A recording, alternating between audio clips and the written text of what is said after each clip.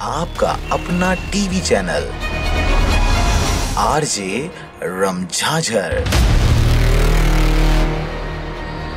जज्बात के रंग, भरोसा के संग। मुख्यमंत्री डॉक्टर रमन सिंह ने वित्त मंत्री के रूप में वर्ष 2018-19 के लिए छत्तीसगढ़ का बजट पेश किया। इस बजट में उन्होंने छत्तीसगढ़ के किसानों को साधुवाद देते हुए विभिन्न योजनाओं को लागू करने की बात कही है। विधानसभा में पेश इस बजट पर मुंगेली के जनप्रतिनिधियों का क्या कहना है, देखिए यह रिपोर्ट। इससे और बेहतर बजट नहीं हो सकता। 2003 में 7,328 करोड़ का बजट टोटल था। आज 80,000 से भी ऊपर 85,000 करोड़ का बजट आया है और किसानों के लिए, युवाओं के लिए, व्यापारियों के लिए और खास करके महिलाओं के लिए तो यह बेहतरीन बजट माना जाएगा। मुंगेली में कृषि महाविद्यालय अभियांत्रिकी जो था उसे पीजी का दर्जा दिया गया है। इससे बड़ी गर्व कोई बात नहीं। रोजगार सहायकों ने जो मांग की थी उनके रोजगार सहायकों को 4650 की जगह 6,000 रुपये महीना किया गया। आंगनबाड़ी सहायता और सहायिका और कार्यकर्ताओं ने रायपुर में आंदोलन किया था।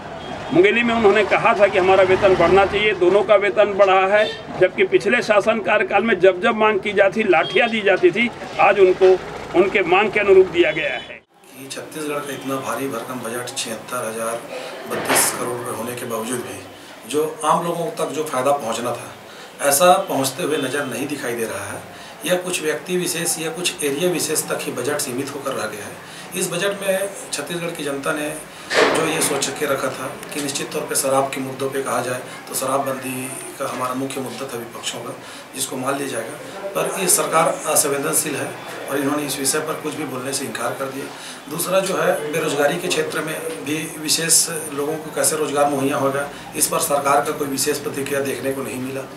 मुंगेली जिला को देखा जाए तो मुंगेली जिले जो है कृषि पर आधारित है और कृषि के क्षेत्र में जो किसानों को जो उम्मीद थी कि बोनस हमें पूर्ण रूप से मिलेगा, ये चीज़ जो है देखने को नहीं मिली। और सबसे बड़ी चीज़ ये बताना चाहूँगा मैं कि छत्तीसगढ़ में जो मुख्य सचिव हैं वो अगर शराब को देख रहे हैं तो मुख्यमंत्री जी का पीडीएस से शराब को जोड़ना, पीडीएस एक लोगों को जो है राशन उपलब्ध कराना है और पीडीएस को शराब से जोड़ना मुझे ये समझ से परे है। और इतने बड़े मुख्य सचिव को इसकी अध्यक्ष बना देना ये समझ से बाहर है। निश्चित ही छत्तीसगढ़ को काफ़ी लाभ मिलेगा।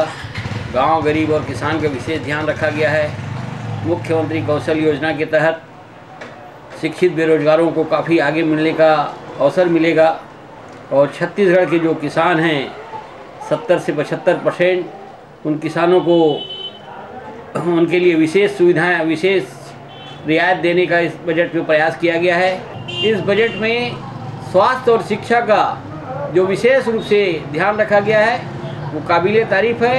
निश्चित रूप से आने वाले समय पे छत्तीसगढ़ का चहुमुखी विकास होगा। यहाँ के गांव, गरीब और किसान में काफ़ी आगे बढ़ने की इन लोगों की संभावनाएं देखी जा रही है और मैं यदि ये कहूँ कि हर वर्गों का इस बजट में ध्यान रखा गया है। आज का जो बजट था वो पूरी तरह लोक लुभावना और चुनावी बजट रहा है मेरे दृष्टिकोण से, और पूरी तरह निराशाजनक रही है इस पूरे बजट में, क्योंकि जहाँ तक किसानों की बात है, किसानों के मुद्दों की बात है, उनके विकास की बात है किसानों की, तो इस बजट में किसानों को के हितों को ध्यान में नहीं रखा गया है। 2600 रुपये बोनस जो समर्थन मूल्य में जो खरीदना देने का वादा किए थे वो उसमें बजट नहीं आया है। हाँ, बिल्कुल संतुष्ट है। रमन सरकार जी के बजट से बिल्कुल संतुष्टि है, पर जो बजट में वायदे किए जाते हैं उन्हें समय अनुसार अगर अमल में लाया जाए तो ज़्यादा अच्छी बात रहेगी।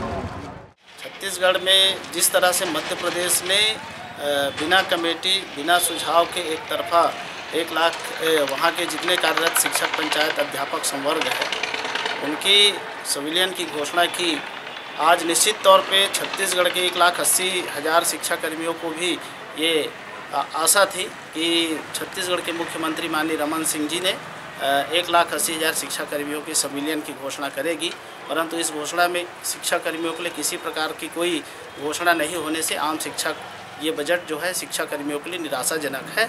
और इस निराशाजनक की स्थिति में निश्चित है छत्तीसगढ़ के शिक्षक पंचायत संवर्ग बिना कमेटी की रिपोर्ट के आज से आक्रोशित है और निश्चित तौर पर हमारा जो संविलियन जब तक नहीं होगी आम शिक्षक पंचायत में आक्रोश व्याप्त रहेगा। जो 15 साल सचिव रह चुके हैं वो भाइयों के लिए अच्छी खबर है, लेकिन हम लोगों के लिए बुरी खबर है, क्योंकि 1500 में कुछ होने वाला नहीं है। कम से कम MP के तर्ज में हमें भी मिल जाता तो ज़्यादा अच्छा रहता।